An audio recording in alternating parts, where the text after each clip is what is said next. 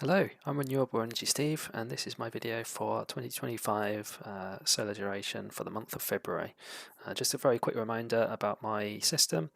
I have a just over 5 kilowatts, mostly south-facing array, and then there's also a 4.4 array which is split half and half between the east and west side. So let's jump into the data. Looking at the south array to begin with, we've produced 228 kilowatt hours on that one. I would say that the final week of February has kind of saved this month from being what I would consider to be a bit of a write-off. It's not been a great month, particularly the middle of the month, anything from like the 7th to realistically to about the 24th. Probably not the nicest weather. Lots of overcast days.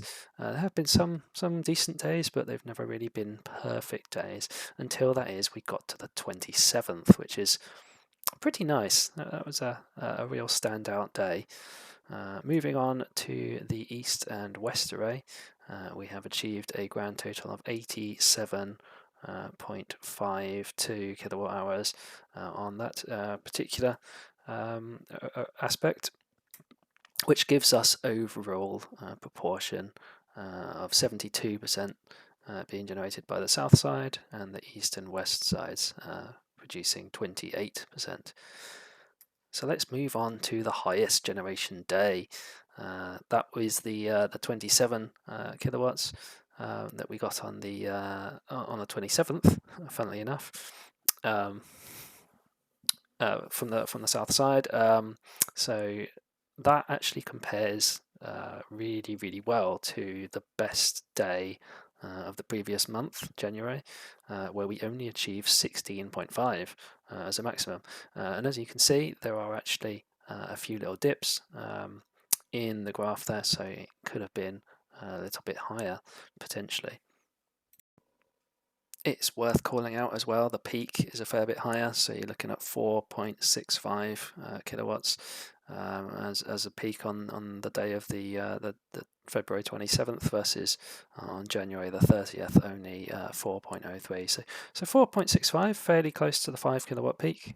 So the higher sun and the very bright day doing a good job to come pretty close to maximising that particular system, which is nice in February.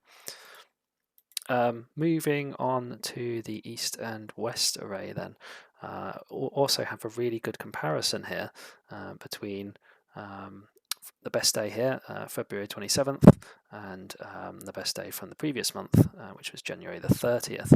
As you can see, we've generated over double, which is really good news. It means that the shading is becoming a bit less of an issue, particularly on the east side. There's definitely some issues still on the west, which I can show shortly, but things are definitely moving in the right direction. It's worth mentioning as well that I did notice at one point the two systems combined was generating a grand total of 6.7 kilowatts at a specific time frame.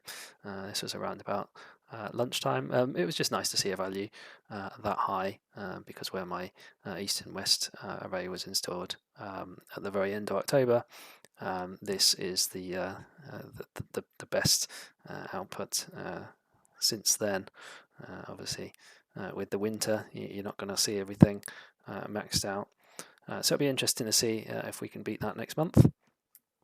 And there have been some really nice sunny days. That 6.7 kilowatts was achieved shortly before this moment. Those clouds were actually obscuring the sun, and then it just broke completely clean of that cloud, and that's when that was achieved. The 27th, that was the big one where we really generated a lot. But yes, most of the month not so good, which is why we do have quite a few of these days where we did pretty poorly. So the worst was the 8th, both the systems together could only achieve just over 1 kilowatt. Interestingly enough, the east and west side did marginally better than the south, even though it's slightly smaller once again. So it does seem to be living up to its reputation of being good in low light conditions. So you got the 520 watt hours versus the 494 on February the 8th.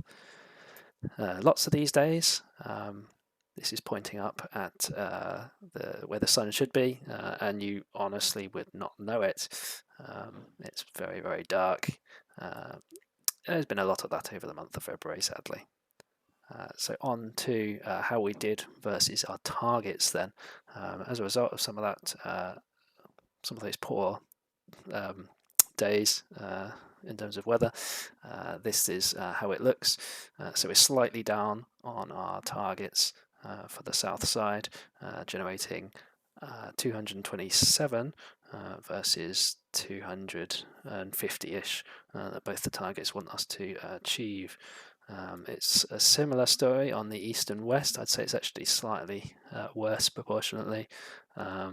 We were hoping to get 106 based on the PV watts data. We did just 87 and a half ish. So where we were above for January, we're actually a little bit more below that in February. And this is one of the reasons why I think actually some of the shading on that west side is perhaps a little worse than originally hoped for. Unfortunately, that chimney ends up obscuring pretty much every single one of those 5 panels on the west side at any given point in time. But onto the graphs then. So we actually did slightly better than last year on the south side. Last year's February wasn't a good one, but it did improve quite a lot in March, and the forecast is looking good for March, so fingers crossed. The east and west again a bit down on its targets there for the month of February, but nothing else to compare it to other than these targets. And we know that the installer targets were a bit ambitious because they didn't do the shading calculations. So I'm just going off the PV watts ones.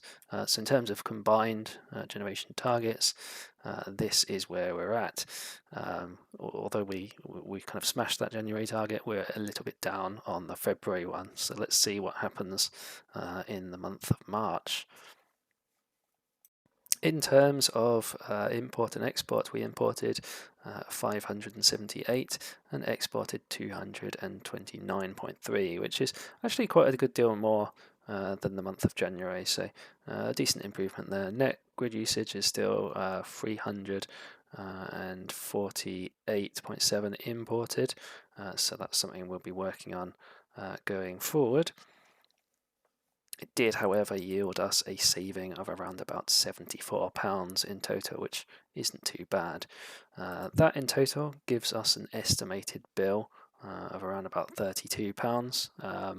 Around about half of that is the standing charge, and our export is doing pretty well to offset the import there. Not quite, but it's not too far away. So that's it for this month's video.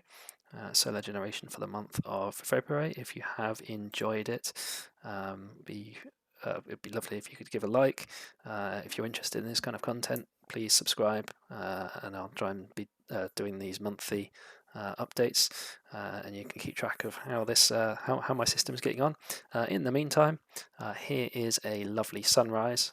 This was around about 7 a.m. I believe in the morning. It actually was quite a horrible, wet morning actually. But the combination of the clouds creeping in and the sun coming up actually made a really, really beautiful sunrise. So I thought I'd just leave you with that. Goodbye, and hope to see you soon.